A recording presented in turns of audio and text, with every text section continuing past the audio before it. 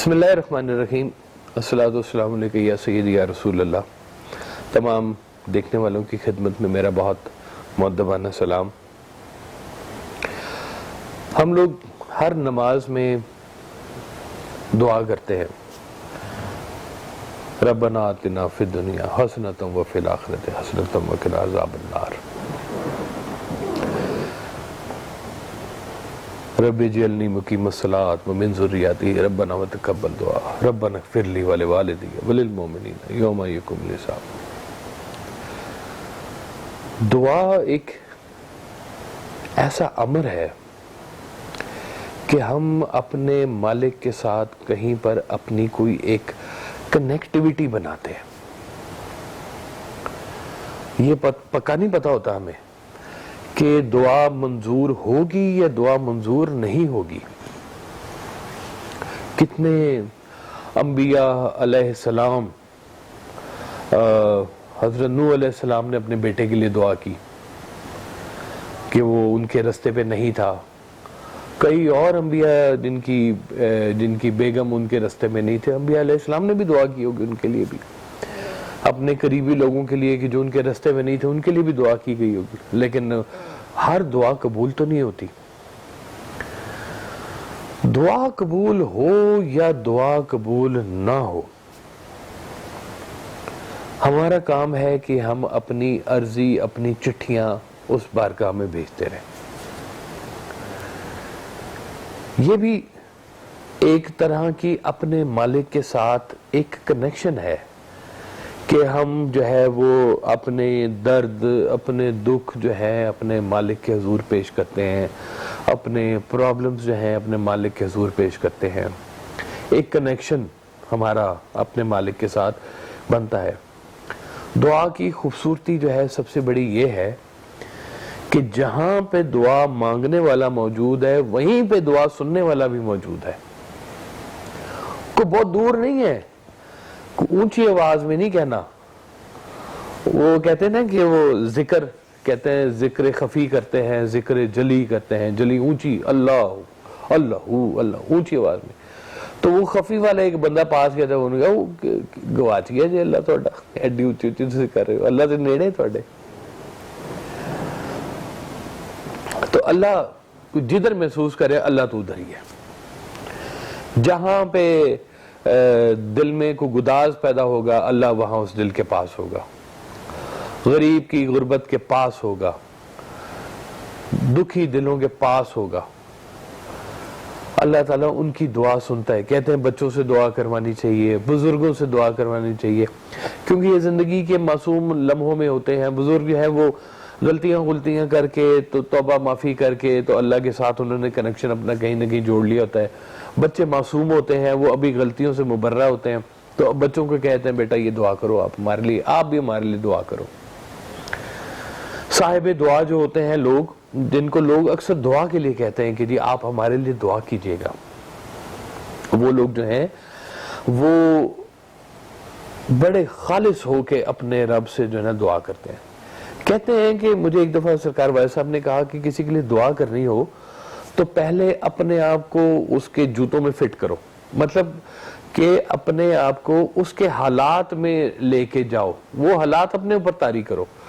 جب وہ چیز تمہاری طاری ہو جائے گی تو پھر جو ہے دعا کا جو عمل ہے وہ بڑا اور طرح سے ہوگا۔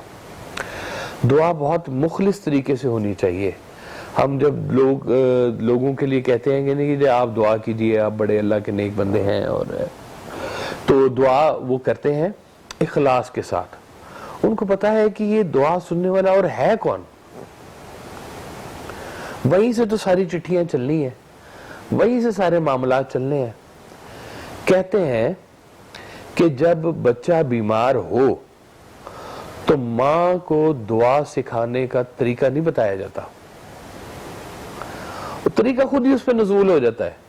وہ جس درد سے اور جس کیفیت سے اپنے بچے کے لیے دعا کرتی ہے، وہ کیفیت، وہ درد ہی جو ہے نا، وہ صرف وہ الفاظ نہ بھی دے تو وہ کیفیت ہی اپنے اللہ کے حضور پیش کر دیتی ہے، اور وہ دعا جو ہے اس کی عرشوں تک پہنچ جاتی ہے۔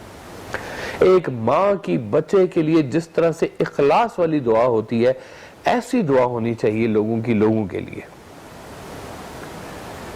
کہ بچے کے ساتھ کیا ہوتا ہے اس کا تعلق. اب کہتے ہیں کہ اللہ تعالیٰ کو بھی ماں کے ساتھ جو ہے نا وہ تشبیہ دی جاتی ہے پیار کے حوالے سے کہ 70 ماؤں جتنا پیار کرتا ہے وہ اپنے بندے سے. ایک ماں کا پیار تو دیکھتے رہتے ہیں, تو 70 ماؤں کا پیار جو ہے وہ اپنے انسان کے ساتھ وہ کرتا ہے. تو کچھ لوگ کہتے ہیں کہ دعا جو ہے نا جی یہ مانگنے کا ایک طریقہ اور بھی ہے کہ اس کے ہر حال کے اوپر آمین کہا جائے. وہ کہتے ہیں کہ غالب نہ کر حضور میں تو بار بار عرض, غالب نہ کر حضور میں تو بار بار عرض, ظاہر ہے تیرا حال سب ان پر کہے بغیر. کہ آپ الفاظ میں لائیں یا نہ لائیں اللہ کو تو پتہ ہی ہے. میرے بار بار کیوں چٹھیاں بھیجتے ہو ایک ہی چیز کی؟ اللہ کو پتہ ہے کہ آپ کا پرابلم ہے, اب وہ حل کر رہا ہے یا نہیں کر رہا, اس کے ساتھ استقامت بھی تو آپ کی جڑی ہونی چاہیے. ایک بندہ اگر دیکھیں جی دعائیں جو ہے نا جی ہم اپنی زندگی میں کچھ دعاؤں کے اوپر نا ہم فورس کرتے ہیں, اللہ تعالیٰ کے ساتھ فورس کرتے ہیں, تبڑ لگائی ہوتی ہے ہم نے جناب, یا اللہ یہ چٹھی میری, وہ چٹھی میری, فلاں چٹھی میری, یہ وہ کا فلاں چیز پھنس گئی, فائل پھنس گئی میری. تو زور سے ہم لوگ روز کے روز دعائیں کر رہے ہوتے ہیں. کچھ لوگ ایسے ہوتے ہیں کہ جو اپنے اللہ کے ساتھ ہوتے ہیں کہ یا اللہ تجھے تو پتہ ہی ہے, میرے حالات مجھ سے زیادہ تجھے پتہ ہے, بس تو توفیق دے کہ ہم تیرے اس عمل کے اوپر راضی ہو کے گزر جائیں یہاں سے. یہ بھی ایک ندائی ہے, ایک دعا ہے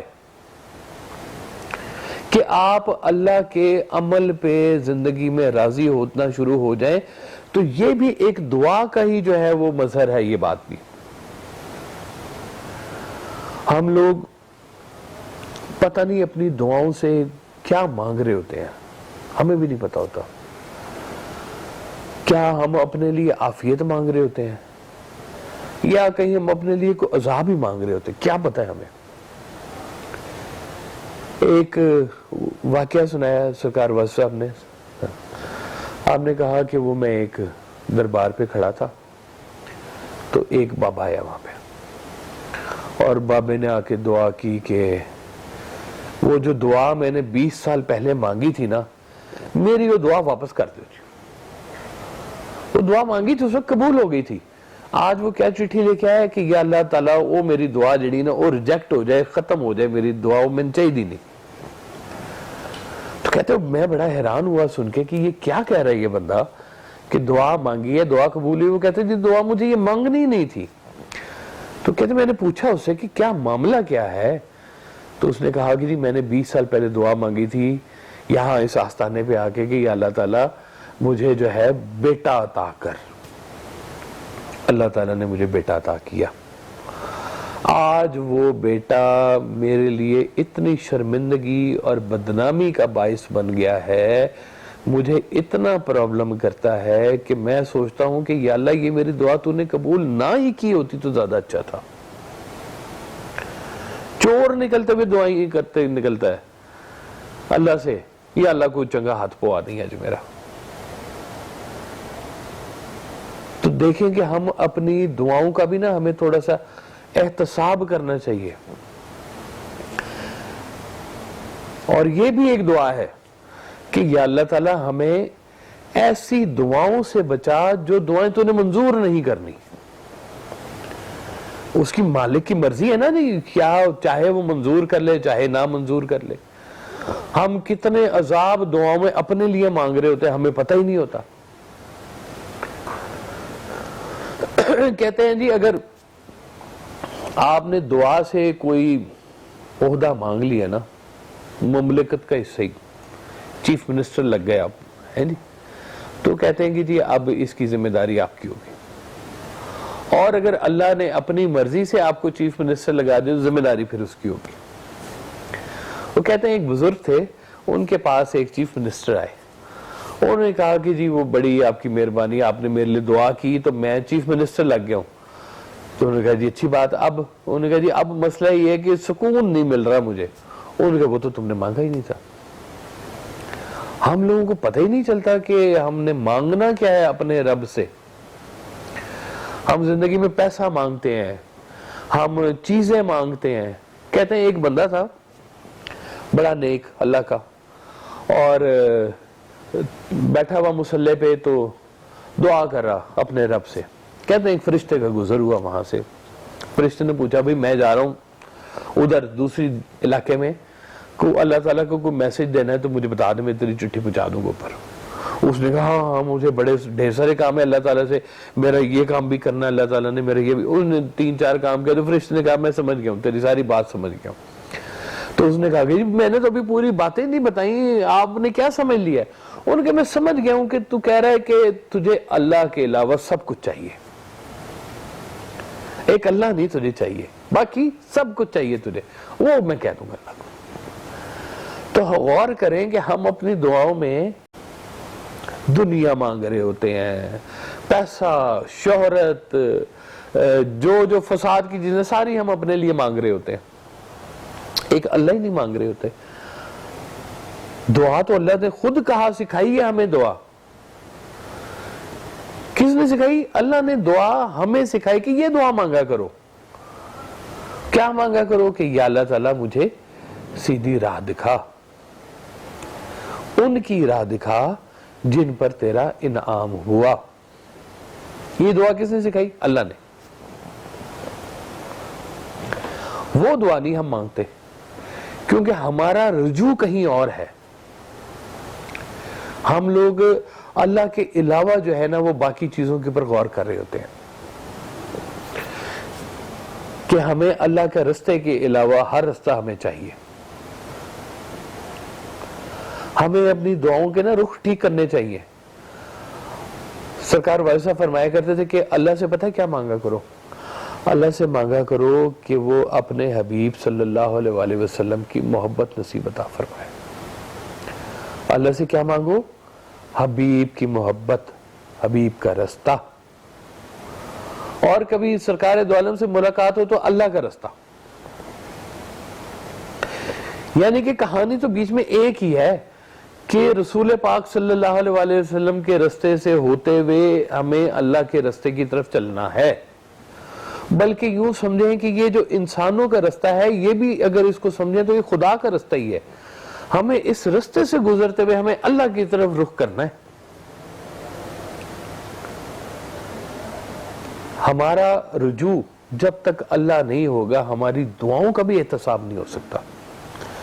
ہم اپنی دعاؤں کے نتیجے سے بے خبر ہیں سارے کے سارے, لیکن یہ تو ہمیں پتا ہے نا کہ ہم دعا مانگ کیا رہے ہیں. یہ تو بڑی آسانی سے فیصلہ کیا جا سکتا ہے کہ اس دعا کا تعلق اللہ سے ہے, اس دعا کا تعلق دنیا سے ہے. یہ دین ہے, یہ دنیا ہے. دعا تو پھر شاید فرعون بھی مانگتا ہو, پتہ نہیں. تو ہم نے تو وہ دعا مانگنی ہے, ہمارے ساتھ جو چیزیں واجب ہیں ہم نے وہ دعا مانگنی ہے کہ جو ہمیں اللہ کے قریب کرے, اس کے حبیب صلی اللہ علیہ وسلم کے قریب کرے. یہ نا رزق کا معاملہ جو ہے ہمیں یہ بات سمجھ نہیں آتی ہے کہ جو چیزیں کافروں نے بغیر دعا کے کی ہیں, انہوں نے کیا کیا؟ گھر بنائے, گاڑی بنائی, ترقی کی, ٹیکنالوجی کی, سائنس کیا, سارا کچھ انہوں نے کیا. کس کے ساتھ کیا؟ بغیر اللہ, بغیر دعا کے کر دی انہوں نے. ہم انہی کاموں کے لیے ہم دعا کو بیچ میں لے کے آتے ہیں. غور کرنے والی بات ہے کہ ہماری اور ان کے درمیان میں جو ایک فرق, یہ کام ہمیں جو دعا کے بغیر کرنے والے تھے وہ ہمیں وہ کر لینے چاہیے تھے. ہماری دعا ہمارے اللہ کے ساتھ تعلق کے علاوہ اور کچھ نہیں ہونا چاہیے تھا. وہ نہیں ہم نے کیا. ہم وہ ان کاموں کے لیے بھی جو ہے نا وہ اللہ کو بیچ میں لے کے آتے ہیں. دعا ان کے لیے بھی ہم کرتے ہیں, حالانکہ آپ کر سکتے ہیں. انہوں نے دعا تو نہیں کی اللہ سے, ان کے کام کیسے ہوتے جا رہے ہیں؟ ہم کہتے ہیں کہ وہ میں ان کا نام لیتا جا رہا ہوں, میرے سب کام ہوتے جا رہے ہیں. کام کون سے؟ دنیا ہو کے کام پھنسا کے تم نام کن کا لے رہے ہو؟ کہ چیز دنیاوی, خواہش دنیاوی, اور نام دینی. تضاد پھنس گیا آگے درمیان میں کہیں نہ کہیں پہ. دعا پہ یقین رب پہ یقین ہے. جس کا رب پہ جتنا زیادہ یقین ہوتا جائے گا وہ دعا بھی اسی مدھم انداز میں لے کے چلتا جائے گا. فقراء حضرات جتنے ہیں وہ کہتے ہیں کہ آپ اللہ جس حالات میں سے گزار رہا ہے, مشکل میں سے, کہتے ہیں غم میں اگر غم دینے والے کا خیال آ جائے تو غم سرفراز کر گیا آپ کو. غم کس کی طرف سے آیا؟ اللہ کی طرف سے آیا. خوشی کی طرف سے آتی ہے, اللہ کی طرف سے آتی ہے. زندگی کہاں سے آتی ہے؟ اللہ کی طرف سے. موت کہاں سے آتی ہے؟ اللہ کی طرف سے آتی ہے. جو چیزیں من جانب اللہ ہیں وہ تو اللہ ہی جانتا ہے ان کو. آپ تو اپنے تعلق کی وضاحت بس کرنا شروع کر دو اللہ کے ساتھ, جو ضروری بات ہے. دعا ایمان کے ساتھ تعلق ہے آپ کا, اپنے ایمان کے لیے دعا کرو. رب کو جو ہے وہ دریافت نہیں کرنا, رب کو تسلیم کرنا ہے. یہ دریافت نہیں ہوگا, یہ عقل کی بات نہیں ہے. اس کو تسلیم دل سے کرنا ہے. دل سے تسلیم کیا ہے کہ اس کے بنائے ہوئے حالات کے ساتھ آپ نے آمین کہنا ہے. یہ دعا کے بعد کیا کہتے ہیں؟ آمین. تو حالات آ جائیں اور اس کے اوپر بھی آپ کہتے ہیں آمین, تو دعا ہی ہے پوری کی پوری. برا وقت آ گیا آمین, اچھا وقت آ گیا آمین. مرضی کا کھانا نہیں پکا تو بھی آمین, مرضی کے واقعات نہیں ہو رہے تو بھی آمین. یہ ساری کی ساری آپ کی طرف سے دعا ہی تو ہے, اور کیا ہے. لوگوں کے لیے منفعت بخش بننا شروع ہو جاؤ, ساری دعا ہے یہ بھی. لوگوں کو اللہ کے حوالے سے کھانا کھلاؤ, ان کی مدد کرو, ساری دعا ہے یہ, اور کیا ہے. وہ کہتے ہیں کہ آپ دنیا, ان کو آتے ہیں نا وہ کہ جی آپ کہتے ہیں کہ جی آپ ہمارے بھائی ہیں, ہم چاہتے ہیں کہ جنت میں آپ ہمارے ساتھ رہیں, تو اس کے لیے کام کریں. تو کہتے ہیں کہ یار وہ جنت میں تو تم بھائی بنا رہے ہو, ادھر تم بھائی نہیں بنا رہے. ادھر بھی بینک بیلنس میں بھائی بناؤ, جیسے حضور پاک کے دور میں ہوا کہ آپ جب مدینہ شریف لے کے گئے تو آپ نے کہا کہ یہ بھائی ہیں دونوں آپس میں, جو ہجرت کر کے آئے ہیں اور جو وہاں کے باسی ہیں, ایک کو ایک کا بھائی بنا دیا. تو آج نہیں ہم بھائی بناتے, ہم سگے بھائی کو بھائی نہیں بناتے. وہ کہتے ہیں وہ غریب ہے, اس کی اور بات ہے, وہ کمزور آدمی ہے. آپ نے فرمایا کہ دیکھو کتنی عجیب سی بات ہے کہ جس فیکٹری کا میں مالک ہوں اسی فیکٹری میں میرا بھائی بھی کام کرتا ہے. کتنے افسوس کی بات ہے کہ بھائی میرا, میں مالک ہوں فیکٹری کا اور وہ اس میں جاب کرتا ہے. تو یہ تقسیم کو جو ہے نا اللہ کے حوالے سے دیکھیں. کوئی اللہ تعالیٰ نے اگر آپ کو اس درجے پہ پہنچا دیا ہے کہ آپ لوگوں کی مدد کر سکیں, تو یہ بھی ایک دعا کا انداز ہے.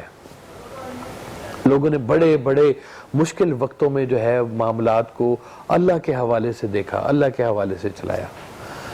تو یہ بھی ہماری ایک دعا ہونی چاہیے کہ یا اللہ تعالیٰ ہماری رائے گاہ جانے والی جو محنتیں ہیں ان سے ہمیں بچا, ہماری ضائع ہونے والی جو دعائیں ہیں ان دعاؤں سے ہمیں بچا, ہمیں وہ دعائیں عطا کر جو تو نے قبول کرنی ہے. ہمارے زبان پر بھی وہ دعائیں آئیں جو ہمارے لیے منفعت بخش ہوں. ہمیں ان دعاؤں سے بچا جو دعائیں ہمیں کل کو نقصان دیں گی. میں ایک دفعہ مجھے سعادت حاصل ہوئی, مکہ شریف گیا, میں عمرے کی سعادت حاصل ہوئی, تو میں غلاف کعبہ کے ساتھ سر لگا کے تو میں اپنی دعاؤں میں کہیں مشغول تھا. تو ایک دم سے نا مجھے ایک خاتون کی آواز آئی میرے کان میں. کوئی دیسی سی خاتون تھی, پنجابی بولنے والی تھی. تو وہ نا روئی جا رہی تھی, اونچا رو رہی تھی. تو میں ڈسٹرب ہو گیا اور کان میں میرے وہ آواز آنی شروع ہو گئی. تو وہ دعا کیا کر رہی تھی؟ وہ دعا کر رہی تھی کہ یا اللہ تعالیٰ میرا نا کچھ بھی قبول کر لے, تو میرا کوئی شے, کوئی نیکی, میری ایک شے کوئی قبول کر لے پوری زندگی دے وچ. اس کی یہ دعا سن کے نا تو میں ایک دم سے ہل گیا واقعی کہ واقعی اللہ تعالیٰ اگر زندگی میں کوئی ایک چیز آپ کی قبول کر لے تو کہیں کے کہیں واقعات نکل سکتے ہیں. کہتے ہیں ایک وہ بڑا رنگین مزاج اپنے دور میں مست رہنے والا انسان شراب کے ساتھ کہیں منسلک تو فوت ہو گیا. تو ایک آگے بزرگ انہوں نے کہا کہ یہ جو ہے نا جنتی ہے, اس کے لیے ہمیں حکم ہوا ہے کہ اس کا جنازہ پڑھانا ہے. تو لوگوں نے بڑا اعتراض کیا کہ جی یہ تو سارا سال اس طرح سے رہتا تھا اور آپ کیسے کہہ رہے ہیں. انہوں نے کہا جی یہ ایسے ہے کہ یہ صبح اٹھا ہے کہیں اور نہر پہ گیا ہے منہ دھونے کے لیے. تو جب یہ منہ دھو رہا تھا تو دیکھا کہ جس طرف پانی کا رخ ہے وہاں پہ آگے ایک اور شخص بیٹھا جو وضو کر رہا تھا. اس نے کہا میں اپنے گندے ہاتھ اپنے شراب والا پانی میں یہاں پھینکوں گا تو وہ وضو کرنے والا پاک پانی جو وضو کرنے والا ہے اس تک یہ پانی پہنچ جائے گا. تو اس نے کیا کیا کہ اٹھا اور اس سے آگے جا کے بیٹھ گیا کہ میرا تو نہیں, چلو اس کا نیک پانی میرے تک پہنچ جائے گا کہیں پہ. اور اس نے جو ہے وہاں پہ ہاتھ منہ دھو لیا. تو اللہ کو یہ ادا بڑی پسند آ گئی. پھر ایک اور تھے وہ ایسے ہی رنگین مزاج تھے. تو کچھ بزرگ آگے انہوں نے کہا کہ بھئی تیری تو بڑی چٹھی آ گئی ہے, تجھے تو اللہ نے بڑا قبول کر لیا, کیا کیا تو نے ایسا کام. اس نے کہا کہ جی میں نے کیا کرنا تھا, میں تو دیکھا اللہ کا نام زمین پہ پڑا ہوا تھا, میں نے خوشبو لگا کے نا تو اوپر رکھ دیا. تو انہوں نے کہا کہ بس پھر تو نے اللہ کے نام کو خوشبو لگائی, اللہ نے تیرے نام کو خوشبو لگا دی. تو مالک سے یہ جو ہمارا ریلیشن ہے نا یہ کہیں نہ کہیں پہ ہمارا بلڈ رہنا چاہیے. دعا کے ساتھ استقامت بھی رہنی چاہیے ہمیں. اللہ تعالیٰ ہماری جو ہے ایسی دعاؤں سے اللہ تعالیٰ ہمیں بچا جو ہمارے لیے نقصان دہ ہیں. ہمیں ان دعاؤں کی طرف لے کے جا جو ہمارے لیے منفعت بخش ہوں, جو تیرے رستے کی طرف چلائیں, تیرے حبیب صلی اللہ علیہ وآلہ وسلم کے رستے کی طرف چلائیں, لوگوں کی خدمت کی طرف چلائیں. اللہ آپ سب کو سلامت رکھے. اس عرض پاک پہ اللہ تعالیٰ اپنا خاص کرم اور فضل عطا فرمائے. السلام علیکم ورحمۃ اللہ وبرکاتہ.